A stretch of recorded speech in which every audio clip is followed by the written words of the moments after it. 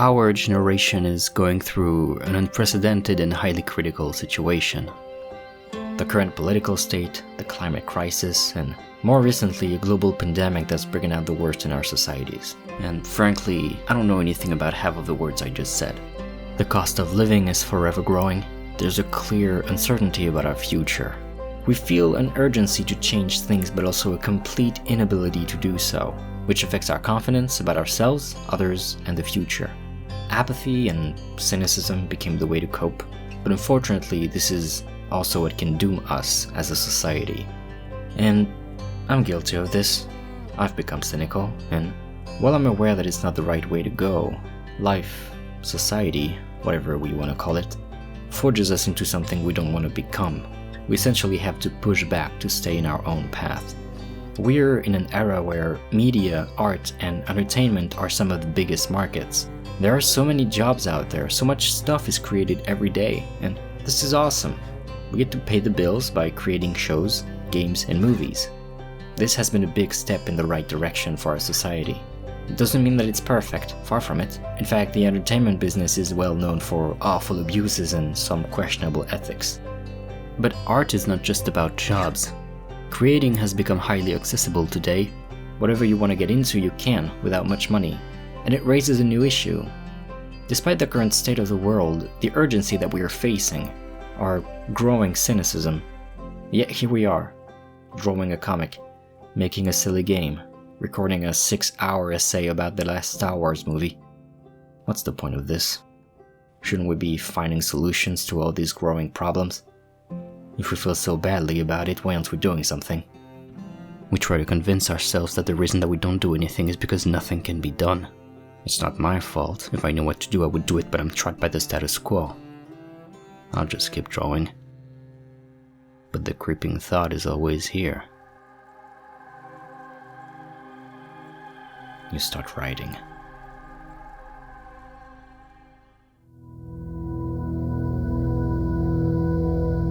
Creating and experiencing art offers some of the same social and personal benefits.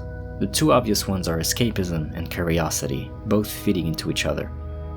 You get to take a break from real life for a moment, from your struggles, stresses, and boredom, which lets you experience something new or just sit down and delve into yourself to find answers. I can watch The Pursuit of Happyness and become a mess after seeing what these characters go through. And I could also write a story about a father even if I don't have kids. I can try and create a character based on my own experiences. Watching a movie feeds us with outside material, and creating a movie feeds us with inner material. But we need to dig through and find it in the first place. That's why I'm making videos. I know I feel deeply about a subject, but I don't know exactly what my thoughts are until I take the time and write it down. When experiencing or writing a show, we are taking a step back for a moment, but only to better comprehend the world, ourselves, and the people around us. Which leads us to the third and more important point: social validation. We need social validation because we're social creatures, and sometimes it's easier to communicate what's in our head through art rather than dialogue. And it's not just easier, it's often more effective. We all have different experiences. We are the result of billions and billions of them, so it's virtually impossible to truly understand what others think. But if we experience the same event with the same piece of art and the same characters and themes, it gives us a chance at understanding each other from the same standard.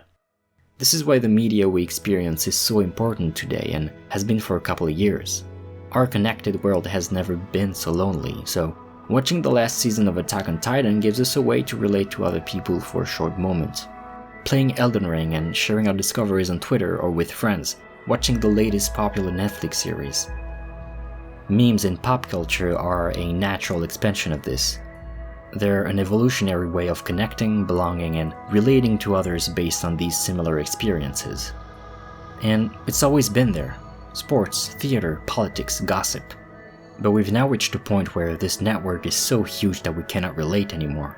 The amount of people exchanging on a public place like Twitter is daunting. And this triggers the cycle anew. We cannot relate to so many people. We're not built to be able to connect to such a giant network. Which in turn leads to polarization. Since we can't understand every experience out there, but we still want to feel like we belong, we need to choose a camp.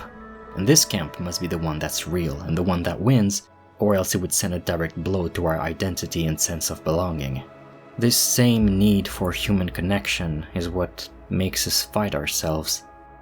It all started from the same crave for social validation, but in that scenario, we validate ourselves by invalidating others. That's cancel culture. We humans have only been able to survive this long thanks to collaboration. It allowed us to save time, resources, and energy. We were able to specialize our skills, which then made working with others even more advantageous because they could offer even more. Art allows us to better understand others and ourselves. It has a direct link to our ability to collaborate and survive. It's a way to experience things in a safe environment. In the same way cubs play with their siblings and parents to learn how to hunt, we experience infinitely more complex and nuanced events through art. For example, there are a ton of struggles and realities that I'm not exposed to in my daily life. Parenthood, war, veganism, questioning my gender or sexuality. But I can safely say that experiencing media with, for example, LGBTQ characters and people, and empathizing with them has exposed me to a reality I would otherwise be completely oblivious to. And this obliviousness to others can, in certain situations, lead to fear of the unknown and polarization from all sides. Art helps us connect with the community, which can expand our view but also narrow it over time. We can find our tribe, but depending on our openness to new situations and ideas and the frequency at which we experience them, we can either keep growing and learning or end up polarized and become a part of the problem. And this is something that we all need to be aware of, especially today. Cynicism is the best way to reach a self-fulfilling prophecy. It's hard to steer away from it, since it's so comforting. We feel bad because, while the world screams, we're out there writing, drawing, playing. The art that we make is not an answer to real-life problems, but it's a social glue that sticks us together. As life events tear communities apart, art assembles and creates anew. A chaotic dance of destruction and renewal. No, art is not enough, but it's necessary.